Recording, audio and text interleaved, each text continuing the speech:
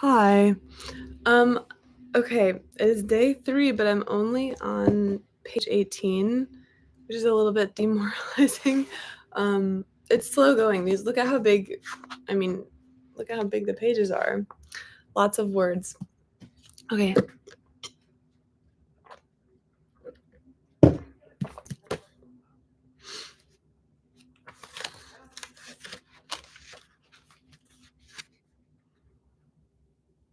I have to figure out where on the page we were, sorry. Okay. He gave everybody involved in the political setup in the city whatever it was that they wanted, one official recalls. Therefore, they all had their own interest in seeing him succeed. The pressure that this interest all added up to was a pressure that no one in the system could stand up against because it came from the system itself. And since the mayor's power and career rested on the system, he was as helpless to stand against the pressure Moses could exert as was anyone else. When Robert Moses walked into Wagner's office on that inauguration day in City Hall and shoved the appointment blank across Wagner's desk, Wagner had no choice but to sign it. Given the circumstances of the Democratic Party in New York City, he couldn't let Robert Moses resign. What Moses had succeeded in doing really was to replace graft with benefits that could be derived with legality from a public works project. He had succeeded in centralizing in his projects, and to a remarkable extent in his own person, all those forces which are not in theory supposed to, but which in practice do, play a decisive role in political decisions. Corruption before Moses had been unorganized, based on a multitude of selfish private ends. Moses' genius for organizing it and focusing it at a central source gave it a new force, a force so powerful that it bent the entire city government off the democratic bias. He had used the power of money to undermine the democratic process of the largest city in the world, to plan and build its parks, bridges, highways, and housing projects on the basis of his whim alone. In the beginning, and for decades of his career, the power Robert Moses amassed was the servant of his dreams, amassed for their sake so that his gigantic city-shaping visions could become reality. But power is not an instrument that its possessor can use with impunity. It is a drug that creates in the user a need for larger and larger doses, and Moses was a user. At first, for a decade or more after his first sip of real power in 1924, he continued to seek it only for the sake of his dreams. But little by little, there came a change. Slowly but inexorably, he began to seek power for its own sake. More and more, the criterion by which Moses selected which city-shaping public works would be built came to be not the needs of the city's people, but the increment of power a project could give him. Increasingly, the projects became not ends but means, the means of obtaining more and more power. As the idealism faded and disappeared, its handmaidens drifted away. The principles of the good government reform movement which Moses had once espoused became principles to be ignored. The brilliance that had invented a civil service system was applied to the task of circumventing civil service requirements. The insistence on truth and logic was replaced by sophistry that twisted every fact to conclusions not merely preconceived, but preconceived decades earlier. Robert Moses was America's greatest builder. He was the shaper of the greatest city in the New World. But what did he build? What was the shape into which he pounded the city? To build his highways, Robert Moses threw out of their homes 250,000 people, more people that then lived in Albany or Chattanooga or Spokane, Tacoma, Duluth, Akron, Baton Rouge, Mobile, Nashville, or Sacramento. Side note, I was just thinking yesterday about how I really like all the long lists of specific things. If you don't want me to do the little comments like this, say it in the chat and I will stop. He tore out the hearts of a score of neighborhoods, communities the size of small cities themselves, communities that had been lively, friendly places to live, the vital parts of the city that made New York a home to its people. By building its highways, Moses flooded the city with cars. By systematically starving the subways and the suburban commuter railroads, he swelled the flood to city-destroying dimensions. By making sure that the vast suburbs, rural and empty when he came to power, were filled on a sprawling, low-density development plan relying primarily on roads instead of mass transportation, he ensured that the flood would continue for generations, if not centuries, that the New York metropolitan area would be, perhaps forever, an area in which transportation, getting from one place to another, would be an irritating, life-consuming concern for its 14 million residents. For highways, Moses dispossessed 250,000 persons. For his other projects, Lincoln Center, the United Nations, the Fordham, Pratt, and Long Island University campuses, a dozen mammoth urban renewal projects, he dispossessed tens of thousands more. There are available no accurate figures on the total number of people evicted from their homes for all Robert Moses public works, but the figure is almost certainly close to 500,000. The one detailed study by an outside agency shows that in a 10-year period, 1946 to 1956, the number was 320,000. More significant, even than the number of the dispossessed, were their characteristics. A disproportionate share of them were Black, Puerto Rican, and poor.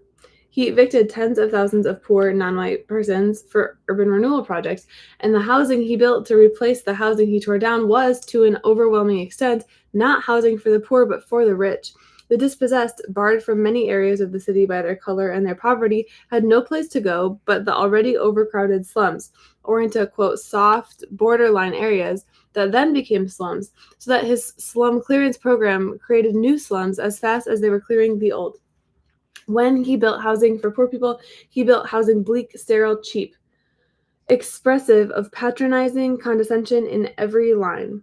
And he built it in locations that contributed to the ghettoization of the city, dividing up the city by color and income, and by skewing city expenditures toward revenue-producing services.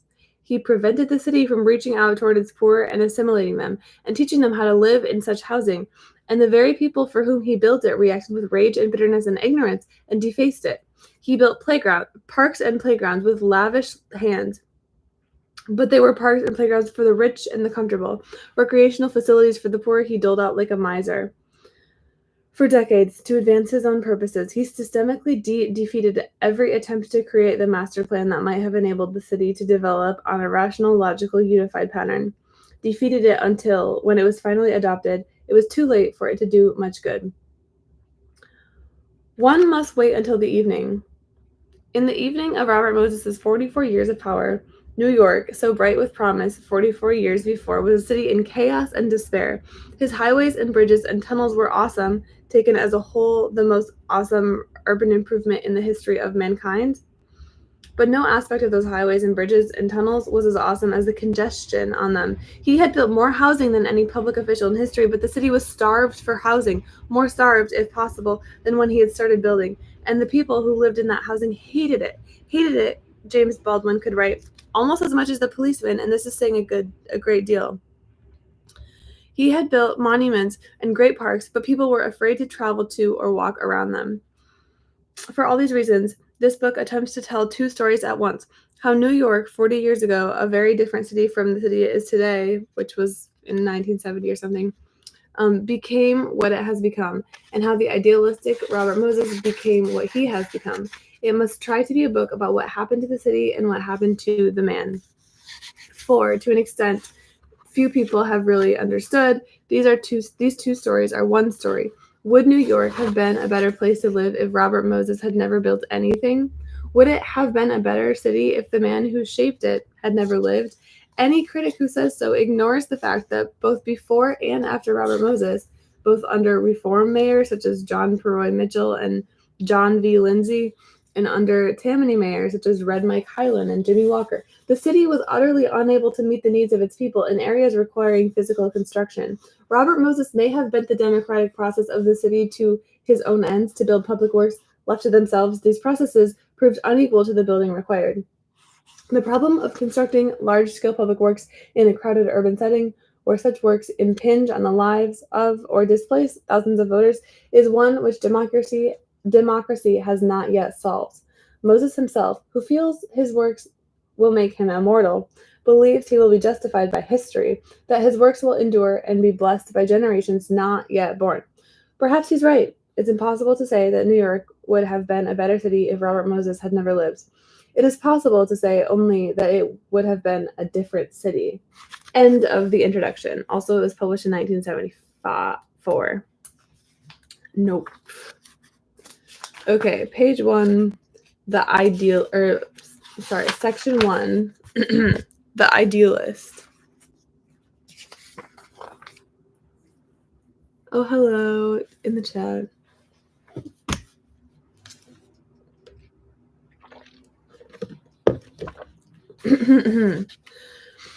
Robert Moses was born on December 18, 1888.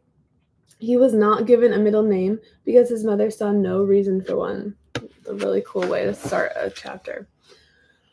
Bella Moses was a strong-willed woman, so strong-willed, in fact, that some of her relatives said she was too much like her mother and not enough like her father.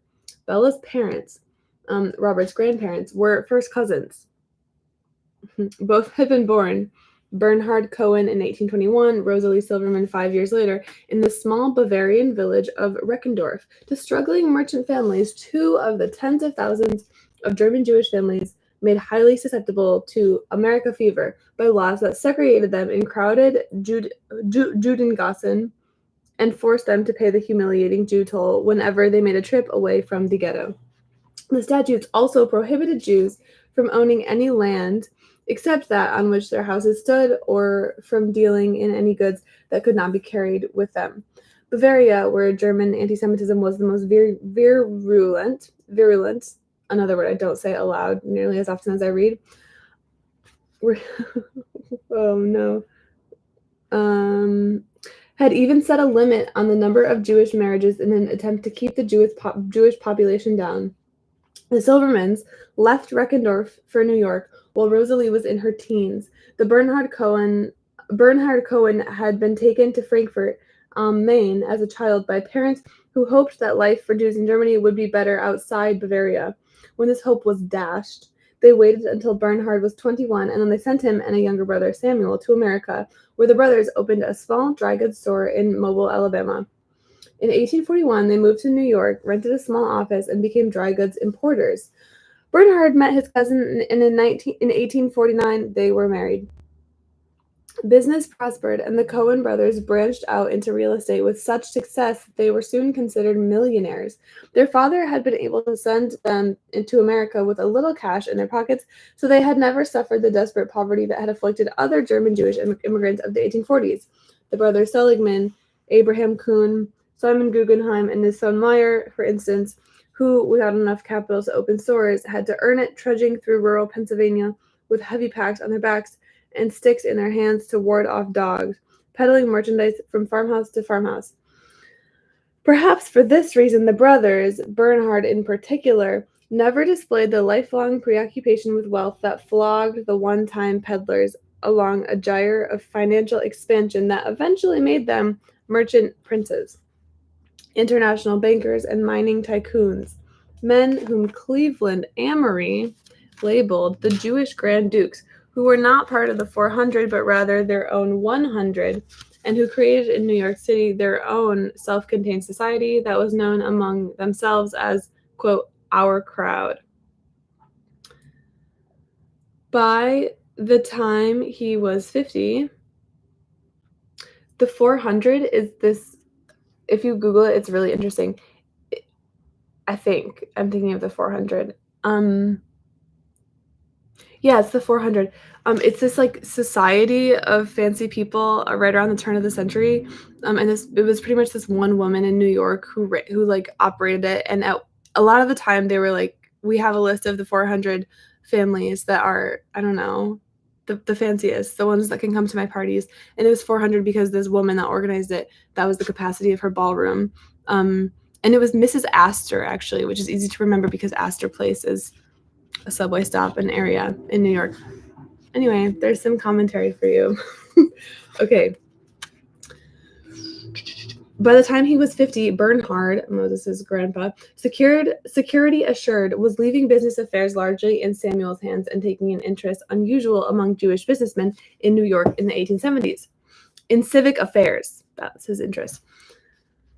Becoming convinced of slum residents' need for more breathing space, He launched a successful campaign to persuade the city fathers, who were not at all sure that they hadn't already made a gigantic mistake by removing a huge hunk of land from the tax rolls to create Central Park, to set aside other smaller areas for more parks.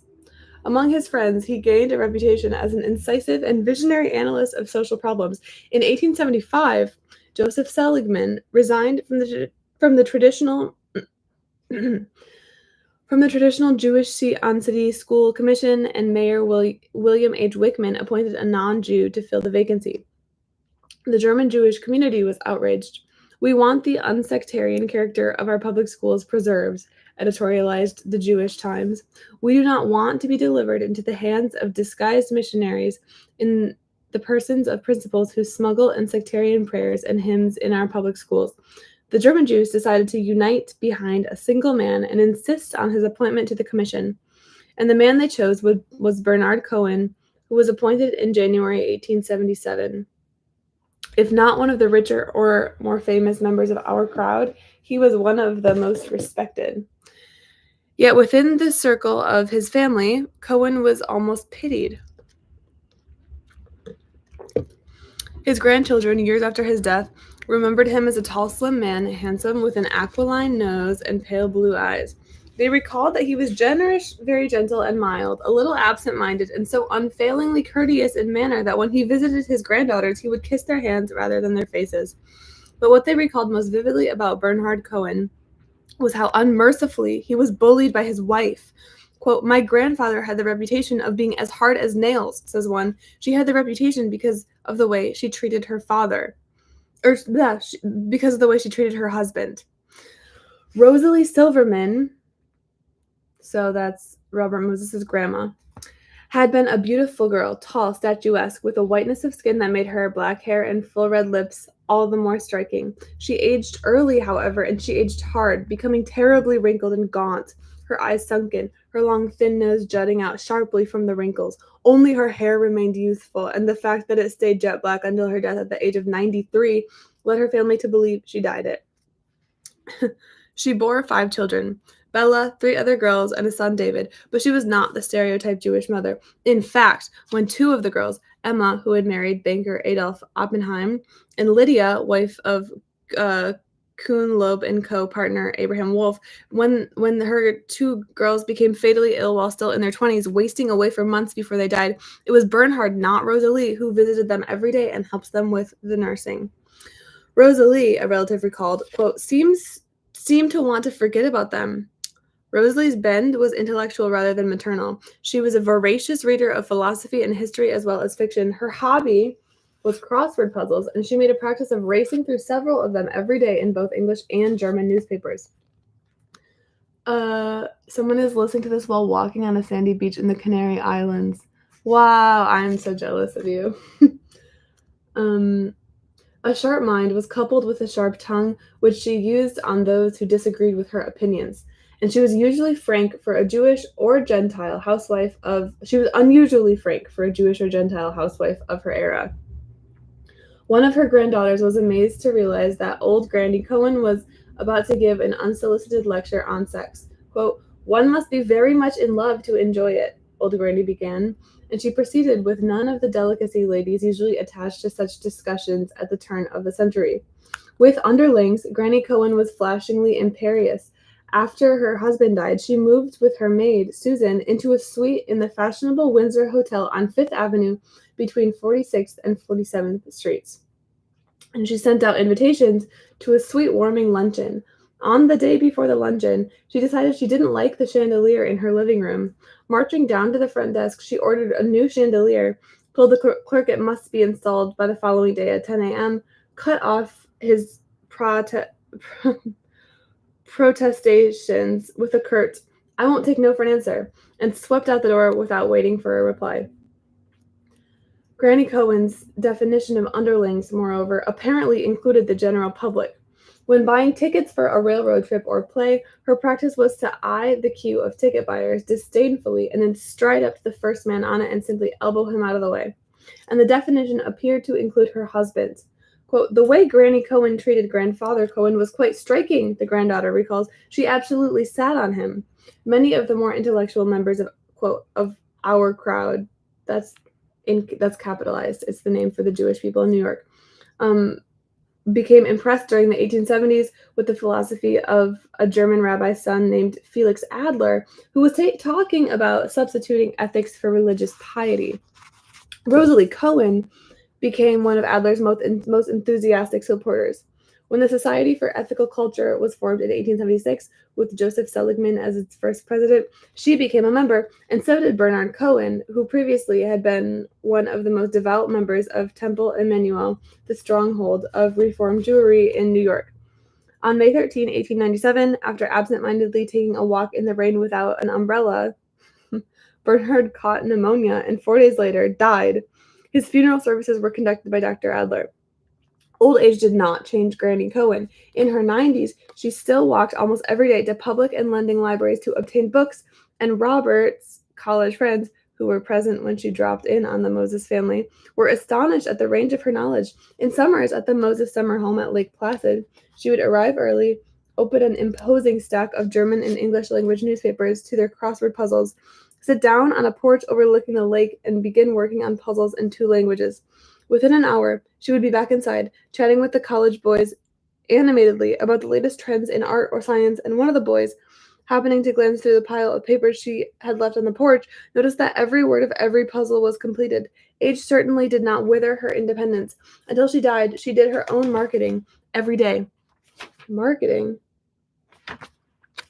She refused to allow herself to be examined by doctors, even by her grandson Nathan E. Brill, an official of Mount Sinai Hospital, and discoverer of Brill's disease, a form of typhus fever. And despite the entreaties of her children, she would not allow the bedpool in her hotel room to be moved from the door to a spot near her bed so that she could summon Susan more easily in case of emergency. "I'll never be too sick to walk across the room," she said. In fact, although she became very hard of hearing, she was seldom sick at all, until a night in July 1919, a month after her 93rd birthday. On that evening, she went to bed with a German crossword puzzle. At midnight, with the puzzle almost completed, she arose, walked across the room, rang the bell pull, and when the maid arrived, said calmly, "Susan, call Dr. Brill. I'm dying." When Dr. Brill arrived, she was dead. And that's her grandson. Okay. So this is still Robert Moses' grandparents. The striking features that had been Rosalie's portion as a girl were passed on to her son and 3 oldest daughters, all of whom were considered to have made good marriages. But not the other kid, I guess. Looks ran high in the Cohen family, friends say. But Rosalie's youngest daughter, Bella, she never used her real name, Isabella, was a slim girl and young woman of less than medium height, whose features, except for a too prominent, rather high-bridged nose, were, under brown curly hair, exceedingly plain. So were her clothes. Unlike her mother, Bella had a quiet, unassuming manner that combined with her slimness and curls to give her the appearance, even in her 20s, of a sweet little girl. She also possessed a kindliness that is not remembered as one of Rosalie's most noticeable attributes. Bella was always doing nice things for people, little thoughtful things, recalls one of her cousins, Hilda Hellman. When Hilda's young son Jeffrey broke a leg in an automobile accident and had to spend time in Mount Sinai, he could be sure of an almost daily visit and presence from his Aunt Bella. Nonetheless, of Rosalie's 5 children, Bella was the one most like her mother.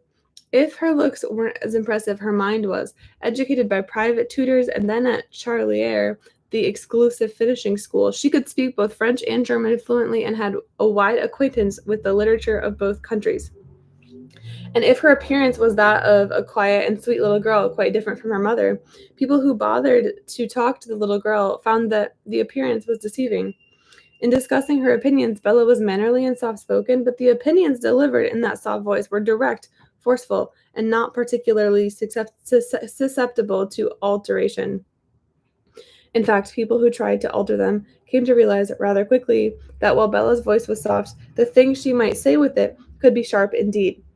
"After you had talked to her," recalls an acquaintance, "you began to observe her more closely, and it didn't take you long to realize that under that quiet manner was an astonishing amount of arrogance. She was her mother's daughter." In 1886, at the age of 26, Bella married Emmanuel Moses, a 35-year-old department store owner from New Haven. He was a dark, tall, shaggy man with warm, kindly eyes, a soft mustache, and a gentle, slow manner.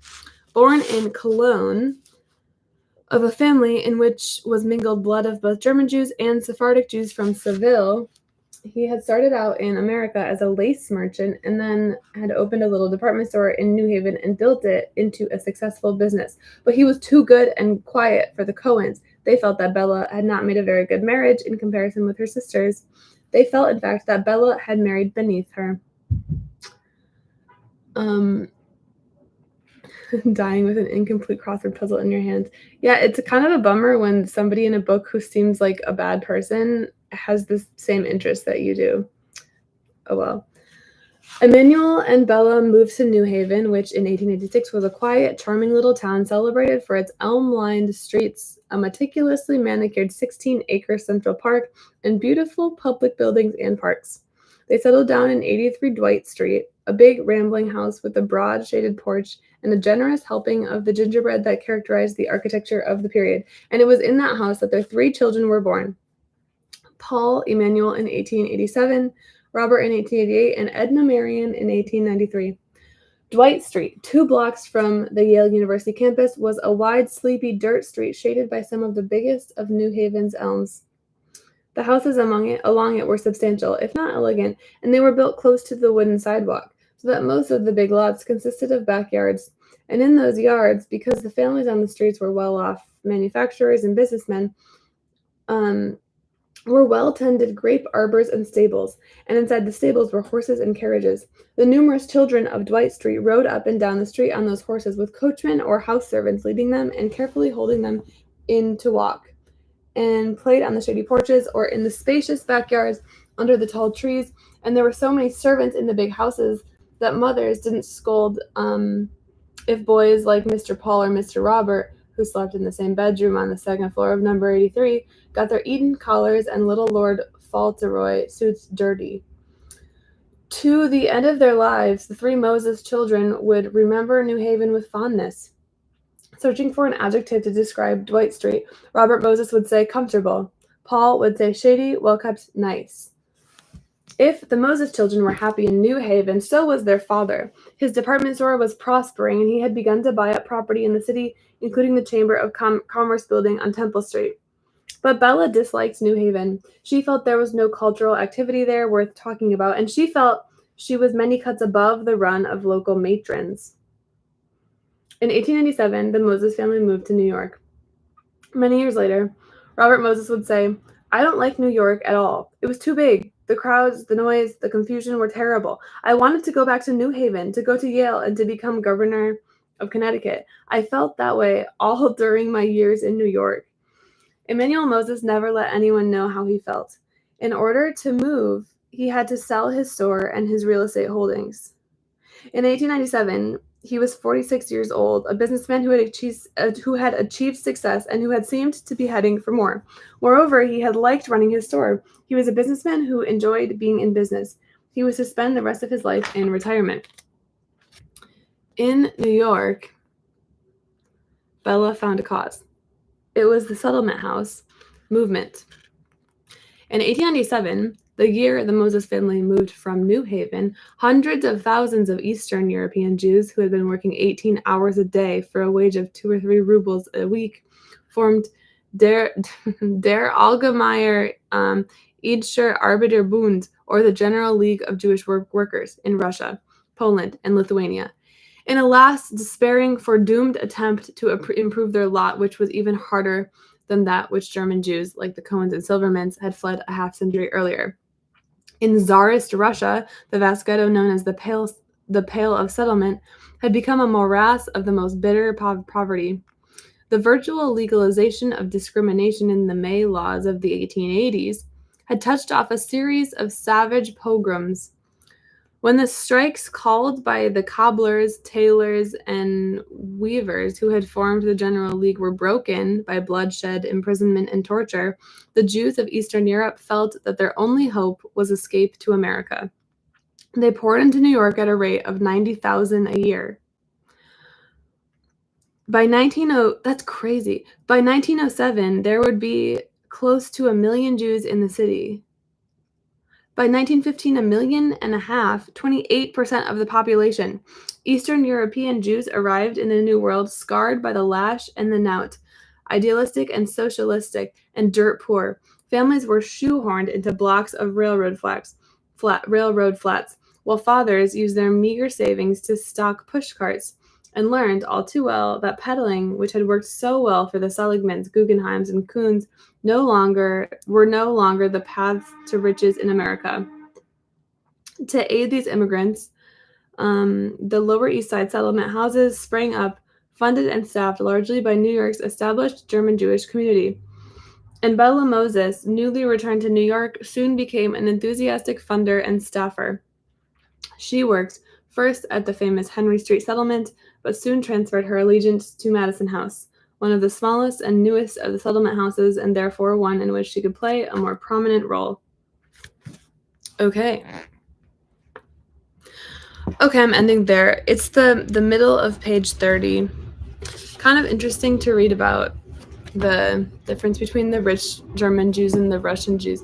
My boyfriend's parents come from like German, or one side of the family has like a marriage between a Russian Jew and a German Jew back when that was a more meaningful difference than it is now. I feel like, I don't think that people really talk about that unless they're specifically talking about family history. Maybe sometimes, I guess. I don't know. I'm not Jewish. Okay, bye.